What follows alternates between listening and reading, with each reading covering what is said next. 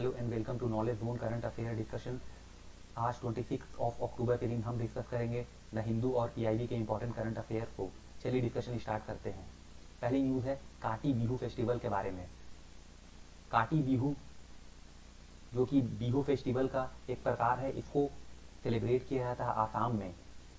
काटी बिहू को different name से जाना जाता है, जैसे कांगली बिहू, कोंगल बिहू।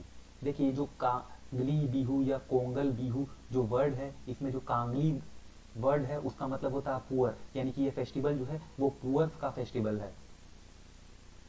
इसके अलावा इस त्यौहार की अगर बात की जाए तो इसको मनाया जाता है मिड अक्टूबर के टाइम में, यानी कि अक्टूबर का जो मिड समय होता है उस समय जब पैडी फील्ड जो होते हैं वो ग्रोइंग स्टेज में होते हैं। इसके अलावा जो ग्रेनरीज होती हैं वो कट गई होती हैं, तो इस समय में इस फेस्टिवल को वो मनाया जाता है, सेलिब्रेट किया जाता है फार्मर्स के द्वारा।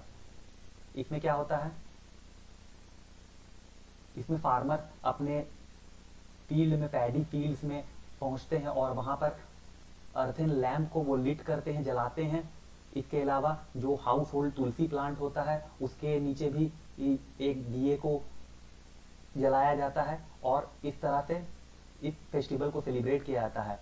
अगर एंशिएंट टाइम्स की बात की जाए तो उस समय भी क्या होता था, पैडी फील्ड्स के चारों तरफ जो है इस तरह के दिए को जलाया जाता था ताकि इंसेक्ट जो हैं वो उससे अट्रैक्ट होकर वहां पर आए तो और वो जलकर उससे मर जाए। तो ये एक तरह से नेचुरल इंसेक्टिसाइड का काम करता था। तो इस तरह के फेस्टिवल को वहां मनाया जाता है आसाम में। इसके अलावा इस फेस्टिवल को अलग अलग स्टेट्स में मनाया जाता है, जैसे बंगाल, मणिपुर, मिथिला, उड़ीसा, पंजाब, तमिलनाडु और केरला, लेकिन वहां पर इनके नेम जो हैं वो डिफरेंट होते हैं।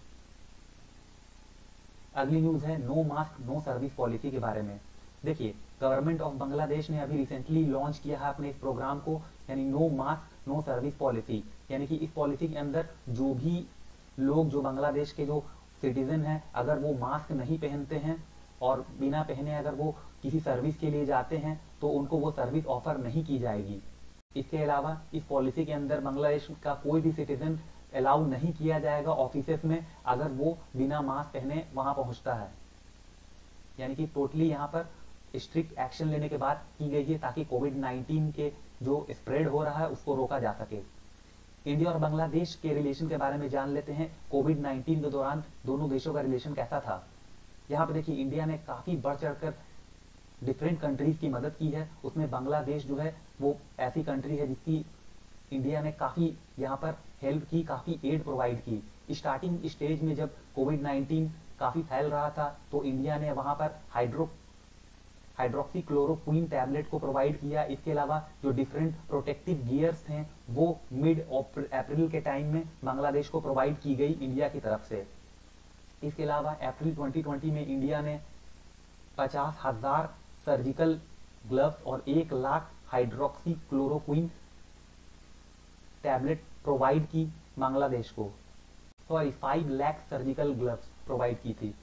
इसके अलावा मई 2020 में इंडिया ने 30,000 RT-PCR टेस्ट किट भी प्रोवाइड की थी बांग्लादेश को। अगली न्यूज है वर्ल्ड पोलियो डे के बारे में। वर्ल्ड पोलियो डे को सेलिब्रेट किया जाता है हर साल 24 अक्टूबर के दिन।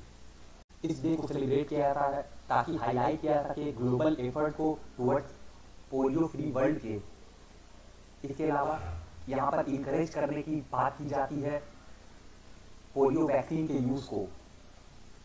डिटेल जान लेते हैं। देखिए वर्ल्ड पोलियो डे जो है उसको स्टैब्लिश किया गया था रोटरी इंटरनेशनल के द्वारा, और इस दिन को जो सेलिब्रेट किया जाता है वो बर्थ ऑफ जोनास सॉल्क, जो कि एक अमेरिकन वायरोलॉजिस्ट हैं जिन्होंने पोलियो की वैक्सीन डेवलप की थी, उनके नाम पर इस डे को सेलिब्रेट किया जाता है। WHO के अकॉर्डिंग 1980 से जो पोलियो वायरस के जो केस थे उसमें काफी कमी देखने को मिली है, और यहाँ पर बताया जा रहा है कि ऑलमोस्ट 99.9% की यहाँ पर कमी देखने को मिली है वाइल्ड पोलियो वायरस के केस में। और इसका वजह बताया जा रहा है जो वैक्सीनेशन के लिए जो एफर्ट लगाई गई है ऑल ओवर द वर्ल्ड, उसको ग्लोबल पोलियो इरेडिकेशन इनिशिएटिव यानी GPEI, जिसको डिफरेंट गवर्नमेंट लीड करती है, WHO के साथ मिलकर वो मॉनिटरिंग करती है इस डिजीज की कि किस तरह की सिचुएशन है ग्लोबली इस डिजीज की, उसको ये यहाँ पर मॉनिटर करती है।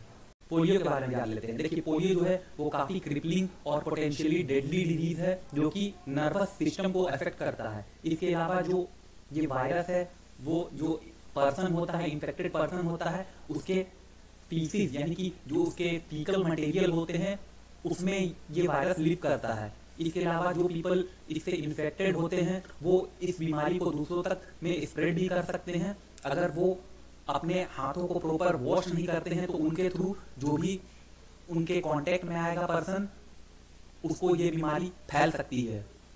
इसके अलावा जो भी पर्सन इन्फेक्ट होते हैं उनके जो फीकल मटेरियल होते हैं, अगर उस फीकल मटेरियल से कोई ड्रिंकिंग वाटर या फूड जो है वो अगर उसके कांटेक्ट में आ जाता है, उससे कॉन्टेमिनेट हो जाता है तो भी खतरा होता है इस बीमारी से इन्फेक्ट होने का। इसके अलावा जो रेयर केसेस है पोलियो इन्फेक्शन के, उसमें permanent loss of muscle function भी देखा गया है जो कि पैरालिसिस का एक कॉज है। इसके अलावा पोलियो जो है वो काफी फैटल हो सकता है अगर जो मसल्स यूज किए जाते हैं ब्रीदिंग में वो पैरालाइज हो जाए। इसके अलावा इसका जो इन्फेक्शन है वो ब्रेन पे भी देखा गया है। इस बार की थीम क्या थी 2020 वर्ल्ड पोलियो डे की? A win against polio is win for global health. India की सिचुएशन क्या है? देखिए इंडिया को 2014 के जनवरी मंथ में पोलियो फ्री डिक्लेयर कर दिया गया था आफ्टर 3 years ऑफ 0 केसेस, यानी कि इंडिया में 3 साल तक लगातार 0 केसेस देखे गए थे, जिसके वजह से 2014 में इंडिया को पोलियो फ्री कंट्री डिक्लेयर किया गया था। इसकी सबसे बड़ी वजह बताई जा रही है पोलियो की सक्सेसफुल जो कैंपेन की गई थी इंडिया में उसको। यहाँ पर कई सेलिब्रिटीज जैसे अमिताभ बच्चन जी ने भी यहाँ पर पोलियो के लिए काफी यहाँ पर एफर्ट किया था, काफी लोगों को जागरूक करने की कोशिश की थी। लास्ट केस की अगर बात की जाए वर्ल्ड पोलियो वायरस की हमारे कंट्री में, तो उसको डिटेक्ट किया गया था 13 जनवरी 2011 में। तो ये थी सारी न्यूज।